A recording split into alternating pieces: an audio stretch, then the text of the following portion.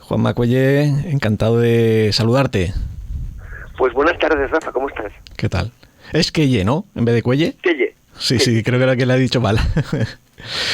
Pues aprovechando tu publicación de El viaje de Samila, hoy charlaremos unos minutos contigo.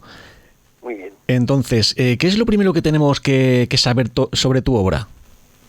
Verás, El viaje de Samila es una obra que recoge pues todo lo que sé, que no es poco, sobre psicología positiva y sobre pensamiento positivo. Recoge varias estrategias para cambiar un poco nuestra forma de pensar y poder ver la vida de una forma mucho más agradable. Y todo esto envuelto en una, creo, maravillosa historia de amor y amistad, sobre todo de aprendizaje también, que hace que sea mucho más agradable para el lector.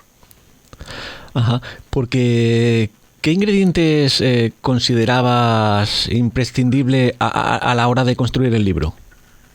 Pues bueno, esta es mi tercera publicación y yo creo que complementan muy bien las dos anteriores, ¿no? A la hora de hablar de psicología positiva es importante que la gente, pues, sobre todo, establezca una diferencia entre ese positivismo naif que llena las tazas de esta marca tan famosa, sí, y también las frases del Facebook que vemos todos los días, ¿no?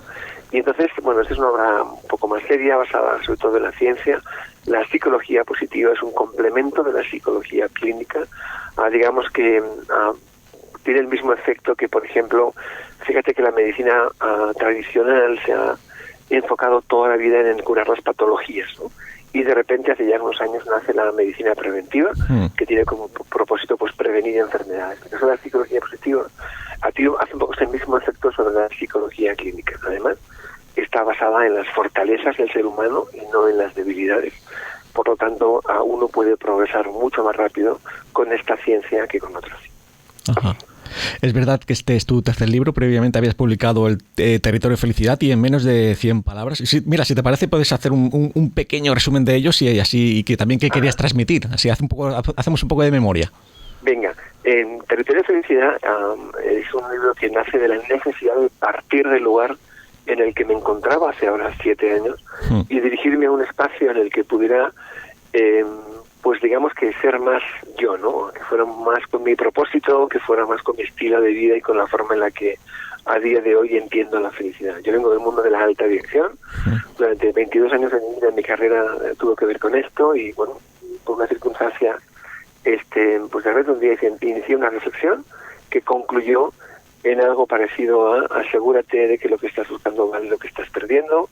Entendí que tenía que darle un giro a mi vida porque hacía mucho tiempo que no disfrutaba como había disfrutado con anterioridad, y bueno, entendí que tenía que hacer un giro de timón y dirigirme a otro lugar. Ese lugar es Territorio de Felicidad, es un espacio en el que uno se siente mucho más cómodo, mucho más es un lugar más coherente y más congruente con mi forma de entender la vida y de vivir.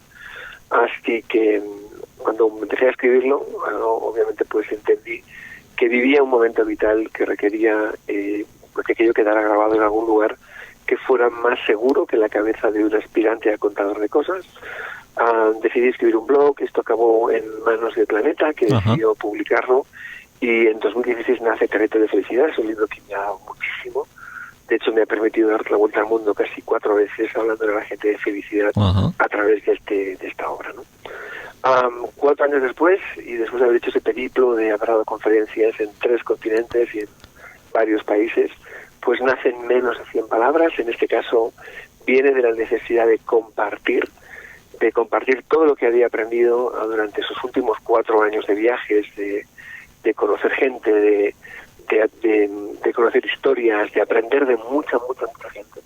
Yo siempre he sido muy de frases, de aforismos y de reflexiones.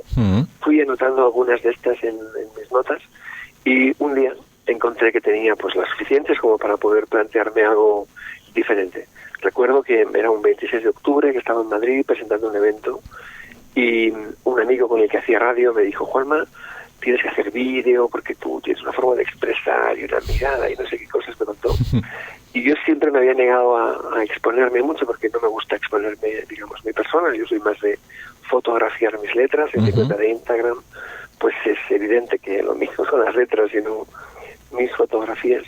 Y entonces, bueno, aquel día, por hacerle el gusto a este señor que se llama Ángel Rielo, pues decidí hacer un vídeo que me costó, en realidad para hacer un vídeo tiene uno que hacer 100 y descartar 99, así va esto. Y cuando hice el vídeo me di cuenta de que tenía que trabajar 2 veces, que no bastaba el vídeo, sino que además uno tiene que acompañar ese vídeo con alguna frase o algún texto que tenga sentido. Sí. Como todo lo brillante se me había acabado en el vídeo, pues solo se me ocurrió contar palabras. Y entonces vi que aquella frase tenía 49 palabras. La subí a mis redes sociales y pasadas 2 horas iba camino a San Sebastián, que es donde vivo, pues me di cuenta de que tenía como 5.000 visualizaciones, no porque fuera muy bueno, sino porque era poco habitual que yo hiciera aquello. Claro. Y entonces, bueno, volví a mi coche pensando en 49 palabras y por qué no en 50, en 70 o en 12. Y ahí nace la idea de escribir en menos de 100 palabras, que ha sido un libro que pues es muy disruptivo, diferente a todo lo que había y que ha tenido un éxito importante porque estamos en la 7ª edición y apenas tiene 2 años. Qué bueno, qué bueno, qué bueno. Sí. Y luego ya, pues 2 años después, recupero de nuevo la idea del viaje, vuelvo a la narrativa, a contar una historia interesante, bonita desde mi punto de vista. Y entonces de ahí nace el viaje de Samira. Siempre cuando uno escribe un libro es porque de repente como que la gente te dice, no hay cosas que tú decías que ya no dices, ¿no? Entonces como que te recuerdan que tú decías no sé qué cosa. Y a uno le da miedo perder que haya cosas que ya por pura evolución dejas de contar, ¿no? Entonces creo que era el momento de escribir, de poner sobre el papel todo lo que he aprendido y sobre psicología positiva y pensamiento positivo.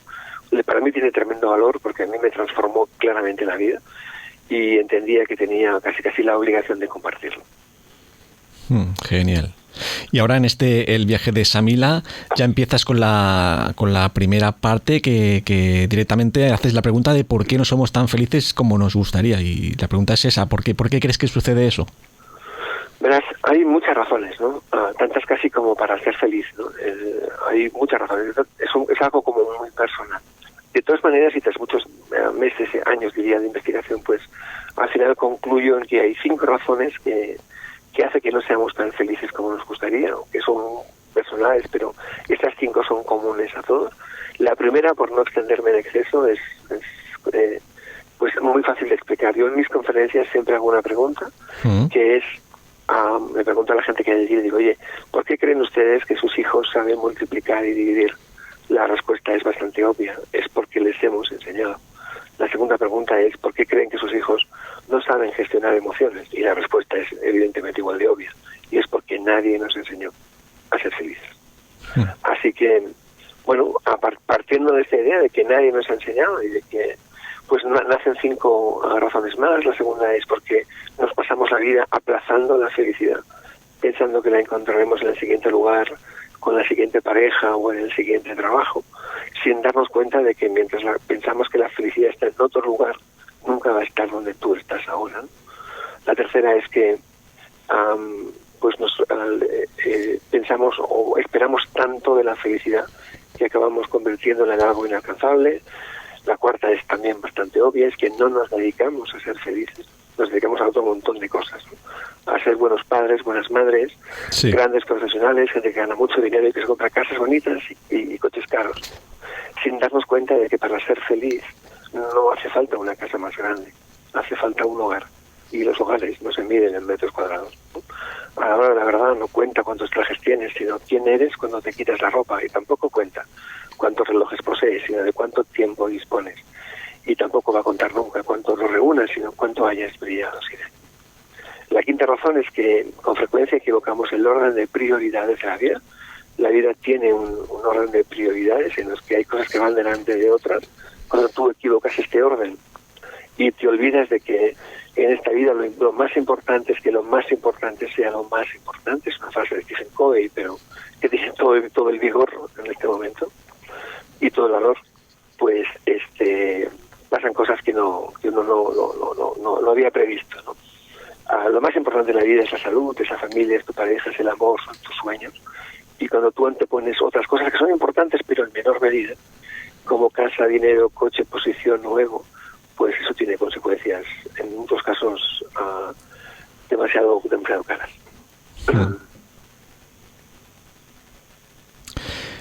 El libro está repleto de conceptos. Por ejemplo, también hablas del concepto de ser de verdad. ¿Cómo se consigue esa naturalidad y que no importen las opiniones ajenas? Pues esta no es una parte demasiado fácil, ¿no? Yo digo que defiendo que ser de verdad seduce sin querer, que nos pasamos la vida queriendo ser otras personas. De hecho, vamos por la vida proyectando avatares de nosotros mismos. Es como uno crea un avatar. Las redes sociales es un buen ejemplo de esto. Verás que cuando tú, bueno, cualquiera, ¿no?, tiene una cuenta en una red social, lo que proyectamos en ella es lo que realmente nos gustaría ser. Pero normalmente no es lo que somos, ¿no? Nadie pone una fotografía en las redes sociales en las que no se vea bien. Esto es un hecho, ¿no? Claro. Y bueno, hay un estudio de Instagram que es muy divertido y que dice que si nos fijáramos en las cuentas que hay de Instagram de los españoles, pues todos comemos normalmente en restaurantes de 5 estrellas, dormimos en hoteles de lujo y tenemos un lugar favorito en el mundo. Lógicamente esto tiene poco que ver con la realidad que yo conozco, ¿no?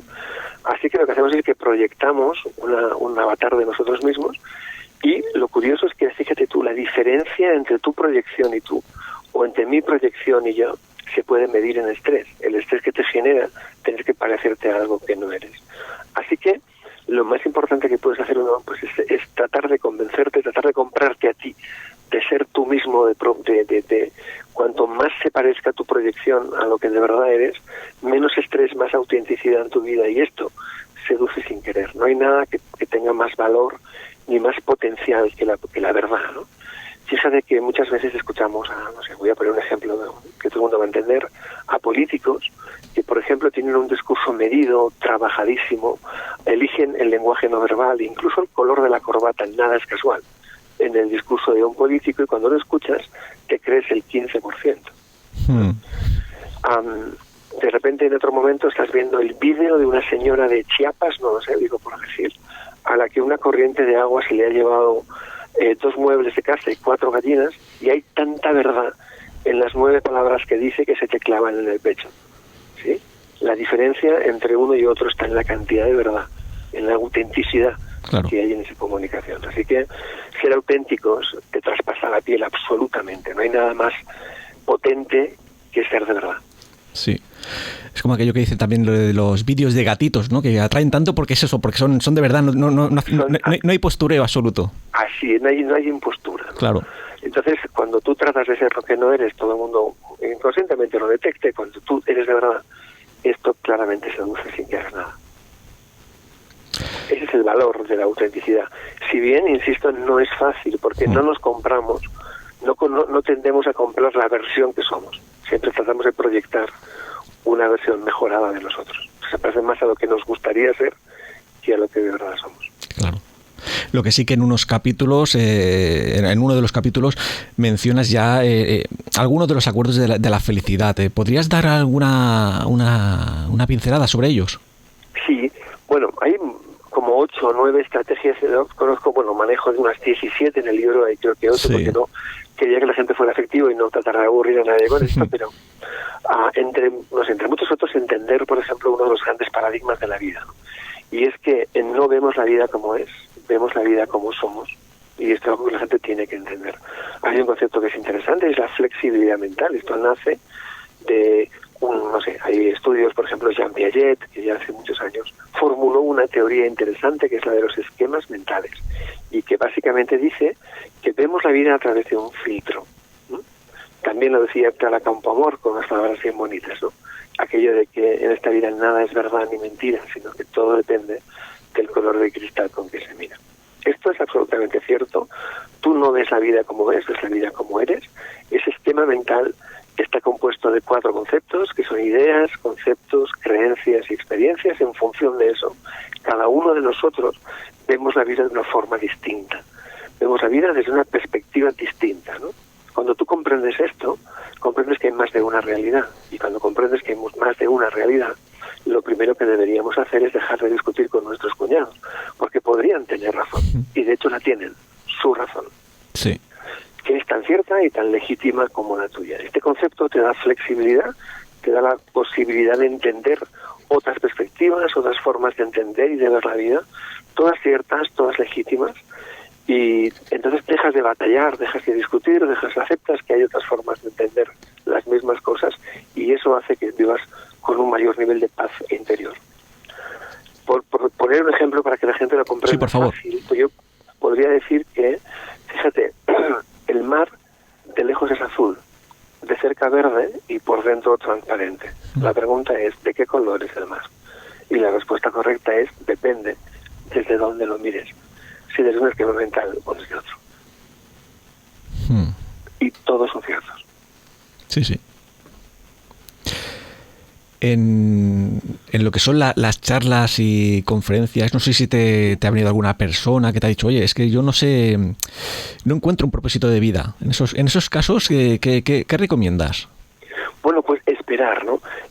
Vivimos en un mundo en el que prácticamente la felicidad se ha convertido en una especie de dictadura, ¿no? De tener que ser felices, de tener que tener un propósito. Y el propósito no es algo que nace contigo, es algo que se construye dentro de ti, ¿no? Entonces, si no hay un propósito de vida hoy, es normalmente por dos cosas, ¿no? Primero, porque no te estás observando a ti mismo, y la mejor forma de aprender es la observación, la propia observación. Y la segunda, pues es que si no lo tienes, no pasa nada, ya te llegará, ¿no? No hay que estar con esto demasiado agobiado. O sea, se trata de ser felices en un contexto de vida que no es fácil. En este momento, pues en el que el entorno pues no nos ayuda mucho, y hemos convertido la vida en una lista de tareas, por decirlo de una manera fácil, ¿no? Pero el que no tenga un propósito, que no se agobie. Solo hay que hacer dos cosas. Una es observarte, saber qué cosas te hace feliz, y a partir de aquí qué puedes aportar al mundo, ¿no? Pero esto, si no lo conoces en este momento, ya te llegará. Ajá. Porque ¿cuál sería el primer, uno de los primeros pasos para construir esta transformación de la realidad, pasar de un sitio a otro? Bueno, lo primero de todo es darte permiso. Vivimos, como te decía, en un mundo que no está diseñado para que seamos felices, ¿no? De hecho, pues fíjate que la mente humana no está diseñada para hacernos felices, está diseñada para protegernos como especie. Su función es evolutiva, no tiene que ver con la felicidad de la gente. La mente humana tiene dos características que todo el mundo debería conocer. La primera es que tiene un sesgo negativo. De natural, todos tendemos a pensar en negativo. Y eso es normal, no es una anomalía, no es un rasgo del carácter. Eso es la mente haciendo su trabajo. El desequilibrio de la mente humana hacia lo negativo es tan grande como, por ejemplo, la diferencia que hay entre una crítica y un halago. Si tú recibes un halago, te dura un día. Si te dan un premio, 2. Si recibes una crítica, te puede durar semanas, meses, años, tal vez toda la vida. Objetivamente, las dos son solo el juicio de un tercero sobre ti, pero el impacto y la duración no tienen nada que ver. Podemos decir que la mente humana juega o batea en el equipo contrario, no nos ayuda tanto como pensamos, ¿no? Por tanto, lo primero que tenemos que hacer es conocer cómo funciona la mente humana. La segunda característica que te decía es que hace anticipaciones negativas de manera constante. Pregúntate cuántas horas de tu vida te has pasado preocupado, asustado, angustiado por cosas que nunca han llegado a suceder, ¿sí? Entonces, con este equipamiento de serie, uno tiene que conocer cuál es el funcionamiento para poder tener un cierto nivel de equilibrio mental. Tenemos que lograr equilibrar nuestra mente de alguna forma, a positivar nuestra mente, ese es el nombre de mi conferencia, positivarte, para lograr ese punto de equilibrio, ¿no? Y es a partir de aquí, el alcanzar ese estado, que se logra a través del conocimiento y de saber que realmente esto funciona así, aunque hay evidencias clarísimas, ¿eh? Pero bueno, hasta que te lo dicen parece que no terminas de darte cuenta de que eso de pensar en negativo es lo normal, porque tu mente está diseñada para ponerle importancia, para fijarse en lo negativo, no en lo positivo. Así que positivar tu mente requiere un esfuerzo, y lo que uno tiene que hacer para eso es darte permiso para conocer este funcionamiento y esas cosas que pueden hacer que tu vida tenga un punto más de equilibrio y que sea mucho más óptima en términos de calidad de vida. ¿Y tú tienes algún truquito que sirva, no sé, para transformar ese pensamiento negativo en positivo? Sí, bueno, yo y hay mucha gente. A veces uno de los trucos que funciona muy bien, primero es, como te digo, el conocimiento, ¿no? Cuando tú conoces cómo funciona tu mente, entras en un cierto nivel de cuestionamiento, ¿no? Cuando yo tiendo a pensar en negativo, me cuestiono lo que pienso. La clave del pensamiento positivo está en ese proceso interno, ese proceso mental que llamamos diálogo interior, ¿sí? Todos tenemos un diálogo interior y hay, en realidad, ese diálogo interior se desdobla en dos maneras, ¿no? Tenemos un diálogo interior positivo y un diálogo interior negativo.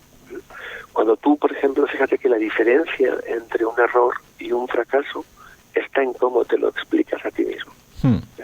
A cómo, desde dónde abordas tú esa cuestión, no sé, desde el diálogo interior positivo o negativo. Siempre les digo a la gente que es muy importante identificar estos dos tipos de diálogos en tu mente y también que seamos conscientes de que tu diálogo interior es el responsable de tu salud, de tu emoción y de tu éxito y también de tu fracaso. Es importante entender esto. Hay una pregunta que a mí me gusta hacer en las conferencias y que es una especie de test de diálogo interior y que yo invito a la gente a que se formule, y es: si tu mejor amigo o tu mejor amiga te hablara como tú te hablas a ti mismo, ¿seguiría siendo tu mejor amigo? A partir de la respuesta, que por la más probable es no, eso significa que hay que identificar ese diálogo interior negativo y hacer trabajo. Hay trabajo ahí. Sí, cambiar esto te cambia la vida, absolutamente. Esto lo vemos mucho en el deporte, ¿no? Que ahí tú ves, estás viendo un partido de lo que sea y tú ves quién va a remontar y quién no va a remontar. Claro. Fíjate, esto es, por mucho que uno trabaje, por mucho que uno entrene, por mucho que uno sea un crack, hay un factor que es determinante y ese factor está en tu cabeza, ¿no? Yo suelo decir que el agua a 99 grados es un líquido caliente, a 100 es vapor capaz de mover una locomotora. Toda la diferencia está en el último grado, ¿sí? Todo lo demás calienta agua, lo que es capaz de mover locomotoras es el último grado, el que va del 99 al 100, y ese grado está en tu cabeza. Esa es la diferencia, ese es el por qué los deportistas profesionales tienen pues psicólogos deportivos, o porque yo voy hasta el día 2 de este mismo próximo mes de marzo en la Masía con las promesas del Barça, ¿no? Porque toda la diferencia la hace ese último grado, es tu manera de pensar la que determina el éxito. En el libro también he visto otro concepto que es interesante, porque no sé si en todos los casos la pregunta es: ¿lo que sucede conviene?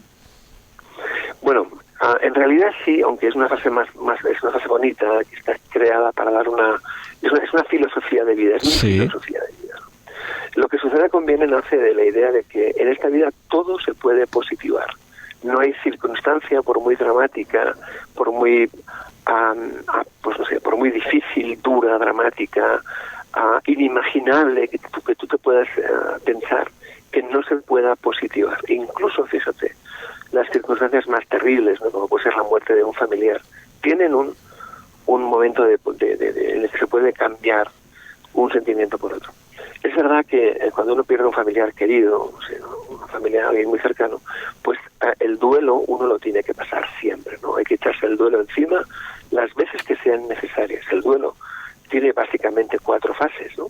Crisis, en el momento que llega la noticia; la negación, algo que hacemos todos y siempre, que es: no hay derecho, era demasiado joven, se van los mejores, porque ya sabemos esta fase. Y a partir de aquí hay 2 escenarios. Uno es la aceptación, era una realidad que no puedes cambiar, y la otra es la no aceptación. Si yo decido no aceptar y pelearme con la vida, entonces voy a entrar en un bucle con la depresión. Yo voy a jugar con esto. Sin embargo, si yo decido aceptar las cosas que no puedo cambiar, entonces automáticamente me voy a reiniciar. En esta vida hay 3 tipos de cosas: las que dependen de ti, las que dependen a medias y las que no dependen. Si depende de ti, es obvio, hazlo. Si depende a medias, lo lógico es hacer tu parte, ¿no? Y si no depende, solo hay un camino, y es la aceptación. En estos casos no depende de nosotros, así que el único camino para salir de una circunstancia de este tipo es la aceptación. Cuando hablo de aceptar, no hablo de resignarnos, hablo de llegar a las 3 palabras mágicas que son: ¿y ahora qué? Da igual si es un despido, un divorcio, un fallecimiento. Hasta que tú no llegas al ¿y ahora qué? estás en una especie de rotonda de la que no te decides a tomar ninguna salida. Ajá. Cuando es el caso, y vuelvo al ejemplo de inicio, que era el fallecimiento de un familiar cercano, pues hay un momento en el que ya has pasado el duelo, cada uno tiene un proceso y un tiempo. Esto no hay una medida justa, pero cuando ya ha pasado, te has tirado el duelo encima, lo que tienes son dos opciones. Una es seguir manteniendo ese sentimiento de dolor, esa emoción de que te duele la pérdida de tu papá o de tu madre o de quien sea. Y el otro es llevártelo a un sentimiento positivo, que es el agradecimiento. Tú puedes pasarte la vida sufriendo porque tu papá murió muy joven, o puedes agradecer el haber vivido 40 años en su familia, el haber nacido en esa familia, el haber sido educado por él, el haberle disfrutado 40 años de tu vida, y el poder ir, como es mi caso hoy, por el mundo hablando de felicidad con su apellido. Yo cuando pienso en mi padre sonrío. Así que tú puedes positivar sentimientos de ese tipo. Todo en esta vida sucede en tu cabeza. Ajá. Así que yo suelo decir que en la vida se acelera cuando tú te aceleras, y solo encuentra calma cuando tú encuentras paz. Tú eres el mundo, así que todo lo demás es un espejo. Si esto es así, y es evidente que lo es, tú puedes llegar a positivar cualquier circunstancia de la vida. Lo que sucede con bien es una forma amable de decir que si se retrasa un avión, pues te puedes comer un helado o conocer una ciudad. Y si yo pongo la vista en lo negativo, entonces voy a estar cabreado como un mandril porque el avión no sale a su hora. Pero esto no depende de mí. Así que si pienso que lo que sucede conviene, pues es una muy buena oportunidad para conocer Miami o para comerte un helado. ¿Cuánto tiempo hace que no te comes un helado en un aeropuerto mirando un cartel que pone ambos retrasados? Claro. ¿Y esta reflexión o filosofía estaría vinculada al concepto que también mencionas de ama tu caos? Bueno, esto tiene más que ver con otra idea, ¿no? Y es que es verdad que, fíjate, a mí me gusta mezclar por el conocimiento algunas cosas que son un poco pues diferentes, ¿no? En este caso, parto de la idea de, bueno, pues de las leyes, digamos, que explican el universo, la termodinámica, en definitiva, ¿no? Nicolás Carnot inventó una serie de leyes de las que casi todo el mundo conoce una, que es la ley número 0. Seguro has oído hablar de algo que dice que la energía ni se genera ni se destruye, solo se transforma. Sí. Esto es la ley número 0 de la termodinámica. La ley número 2 habla de que el universo genera entropía de manera constante, entendiendo entropía como caos, ¿no? Por tanto, el universo siempre va a generar caos en tu vida, ¿no? Yo suelo decir, como otro de los paradigmas, que ser feliz no tiene que ver no con la ausencia de problemas, sino con tu capacidad para gestionarlos, ¿no? Entendiendo, por tanto, que siempre va a haber caos en tu vida. El universo va a generar siempre va a generar caos. Por mucho que tú limpies tu casa, siempre va a haber polvo, porque el universo se desordena por hábito cósmico. Así que esperar a no tener problemas para ser feliz a veces no parece una buena idea, porque siempre vamos a tener caos. El universo, repito, genera entropía de manera constante, ¿eh? Así que la única forma de poder tener un cierto nivel de equilibrio es gestionar eso que la vida nos va dando y que no nos gusta, pero que es parte de lo que un ser humano tiene que hacer. Hay un tipo muy interesante que se llama Ilya Prigogine, fue premio Nobel de Física en 1972, y este señor hizo una teoría que se llama sistemas abiertos, en los que dice que los sistemas abiertos son sistemas capaces de disipar entropía. Un ser humano es un sistema abierto, es capaz de gestionar el caos, esto es un hecho, ¿no? Sí es verdad que hay momentos en la vida en el que es tal el nivel de entropía, el nivel de caos que hay en tu vida, que nos llega a colapsar. Esto Prigogine lo llamó punto de bifurcación. Cuando tú llegas al punto de bifurcación en una estructura, imagínate una carretera en la que, esto pasa en las ciudades, ¿no? Barcelona, Madrid, ¿no? O San Vicente. Imagínate al universo enviándonos caos en forma de coches, ¿no? Hay un momento en el que envía tantos coches que llegamos a lo que es una hora punta, ¿no? Hay ese colapso en el centro de la ciudad. Este colapso, como el universo sigue enviando coches, pasa de ser día punta a ser, de ser hora punta a ser día punto. Cualquiera que haya estado en Manhattan sabe de lo que le hablo, es un atasco 24/7, ¿no? Y entonces la única forma de resolver el atasco es generar nuevas estructuras capaces de disipar mayor cantidad de coches, ¿no? En Madrid se llaman M30, M40, M50 o M55. En Barcelona se llaman Ronda del Alt y Ronda Litoral. Son sistemas capaces de disipar mayor cantidad de tráfico, mayor cantidad de caos. Es verdad que tenemos que seguir creando, porque como el de eso sigue enviando caos, sigue enviando coches, hay que seguir creciendo, ¿no? Esto en un ser humano sucede exactamente la misma situación. Hay un punto de colapso en el que la única forma de seguir creciendo es crear un sistema mayor, es crear una versión mayor y mejorada de ti mismo. En el ser humano el punto de bifurcación nos lleva a dos aspectos. Uno, morir como sistema. Dos, pasar a un sistema mayor. Morir como sistema es cuando en un ser humano sería equivalente pues a las drogas, al alcohol o a comprarte una tabla de surf y bajarte literalmente de la vida, ¿no? Cuando vemos personas de este tipo, no son personas débiles ni personas que no tienen pues futuro o con poco carácter, son gente que se ha visto superada por la vida, por eso son recuperables, ¿no? Y los que logramos afortunadamente pasar a un sistema mayor, lo que hacemos es una versión mejorada de nosotros mismos. Un ejemplo fácil de entender para la gente que nos escucha. Verás, cuando las chicas tienen 15 años y el chico que les gusta no les mira, esto es un verdadero drama. Si además de no mirarles les dice una grosería, entonces este drama requiere lágrima abundante. Se han dado casos de adolescentes deshidratadas por las lágrimas de un chico que no les miró. Lo digo en tono de broma. Esto a los 15 años es un verdadero problema, pero a los 30 te mata de la risa. Y a los 32 son ellas mismas las que se lo cuentan a sus amigas para reírse las 15 en una cena. Sí. El problema era exactamente el mismo. El insulto también, lo que ha cambiado es tu versión, que es mucho más capaz de resolver esa situación que tu versión 1.5. Así que todos vamos cumpliendo versiones de nosotros mismos, versiones mejoradas. Cada una es mucho más capaz que la anterior de gestionar esa entropía. Sí, entendemos la idea de esta fusión de desarrollo personal y física con Ilya Prigogine, podríamos decir que el punto de bifurcación, la única forma de evolucionar es someterte a toda esta tensión, a todo este caos, a todos estos problemas. Por eso viene esta consigna de ama tu caos, porque es la única forma de poder evolucionar como ser humano. Sin caos no hay evolución. Y hablando de evolución, pues has publicado ahora la segunda edición del viaje de Samila. Creo que has estado en México hace poco. De hecho, llegué de Miami ayer. O sea, ayer, fíjate. Ayer, sí. ¿Y actualmente en qué otros proyectos estás metido? Bueno, pues siempre en muchos líos. Vuelvo a México dentro de justo un mes, porque vuelvo de nuevo a Ciudad Juárez y a Ciudad de México.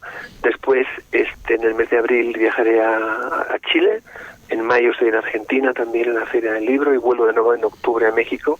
Y entre todo eso, pues también trabajo aquí en España con Felicidad Auténtica, que es un evento que hemos creado para un poco trasladar este mensaje. Estoy trabajando ya en la segunda parte del menos de 100 palabras, que es algo que tengo ahí y que me hace ilusión, también un poco por demanda, pues volver a plantearnos este tipo de reflexiones. Y siempre pues muy atento a formarme yo también y a conocer otras formas de entender la vida y poder también con ello pues enriquecer y ampliar ese pensamiento. Sí, bueno, sí, tú tienes una gira como la de Rihanna o Rosalía ya, ¿no? Pues fíjate, el año pasado hice 114 conferencias en 8 países, que son muchas, y este año a todo pinta que vamos a ampliar esa cifra, algo que me hace tremendamente feliz porque es la garantía de poder llegar pues a mucha más gente, ¿no? En este año se cumplen ya 2 años en mi conferencia Positivarte. Me decían este mes, a finales de la gira de México, que ya habíamos superado las 106.000 personas que han asistido. Vaya. Y a mí poder hacer llegar el mensaje este mensaje no porque sea especial o mío, sino porque yo sé la capacidad que tiene para transformar la vida y para aliviar dolores, pues me hace tremendamente feliz. Y de todas estas conferencias, no sé si tienes alguna anécdota, alguna vivencia que te apetezca ahora comentar con los oyentes. Sí, tengo, pues no sé, muchísimas, ¿no? Desde preguntas que no te esperas bueno, pues hay gente que ha venido, así por contar alguna bonita, sí, por favor. En Chile este mes de julio anterior. Pues bueno, ya viajar a Chile en julio es una mala idea, porque allí tú vas de aquí con plena ola de calor, llegas allí en pleno invierno a 9 grados y me pasé 13 días lloviendo, pero fue tan bonito y tan interesante. Y recuerdo una conferencia que di en Suractivo, en la feria de Concepción, en la que un tipo, bueno, después de la conferencia, que había muchísima gente, suelo firmar libros y los dedico y tal, y llegó un señor, un tipo pues de no sé, 30 y tantos, bien vestido y tal, y entonces de repente como que hacían una cola para los libros, y al llegar el tipo pues le pregunté el nombre para dedicarle el ejemplar, y me dijo que me empezó a hablar, me dijo que si yo no sé, que venía desde que había llegado desde una ciudad que está a 600 kilómetros al sur, solo para verme, para conocerme en persona y para poder darme las gracias. Después de firmar el libro le miré a los ojos, le pregunté por qué, y me dijo que hacía pues no sé, unos meses, que había tenido un muy mal momento en su vida, en el que se le habían encadenado circunstancias pues dolorosas, ¿no? El abandono de su señora, perder sus hijos, no los perdió, pareciera que los dejó de tener de cerca, ha perdido el empleo, o sea, tuvo una cosa que parecía hasta mentira, que te puede llegar a pasar todo esto junto. Y me contaba, mirándome a los ojos y con lágrimas, me decía que bueno, pues que uno no sabe, ¿no? Que el alcance que tiene lo que hace, lo que escribe, porque dice que él intentó tirarse a un hoyo muchas veces, y que de repente pues mis palabras le agarraban por el gorro, ¿no? Y lo sacaban de allí, ¿no? Entonces imagínate la emoción, imagínate el momento que vives y el abrazo que nos dimos, y como estas pasan, o sea, muchas, esa la recuerdo especialmente porque fue muy intenso para mí. Y no sé, he hecho también cosas en México en las que tengo la seguridad de haber contribuido a que haya gente que siga entre nosotros, ¿no? Y esas son de las, digamos, más así como más intensas y tal, y luego pues divertidas y bonitas hay pues otro millón, pero sí. son cosas que son circunstancias, son viajes de estos. Imagínate pues viajar por la Riviera Maya en una furgoneta y con un equipo de gente de la que el único europeo eres tú, y desde que no entiendes la música, porque ellos conocen a otra gente que tú no conoces, y reírnos mucho con eso, pues a no sé, 1000 vivencias en comidas, en yo qué sé, lo hemos pasado realmente en grandes. Es una vida que yo hay días que me levanto de la cama y no me creo mi vida. Que también lo mencionas, el tema del agradecimiento en el libro.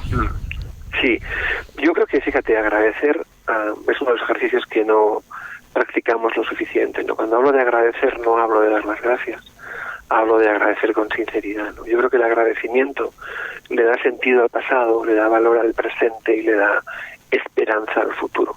El que aprende a agradecer vive como si lo tuviera todo, ¿no? Por eso creo que es tan importante hacer este ejercicio, ¿no? de dejar de mirar lo que nos falta y poner la vista en lo que tenemos. Y ya para cerrar la charla, ¿qué último mensaje o guinda de pastel te gustaría regalar a los oyentes? Pues una frase corta y muy efectiva, y es que hemos venido al mundo a ser felices. No os distraigáis. Pues apuntada queda. Muy bien.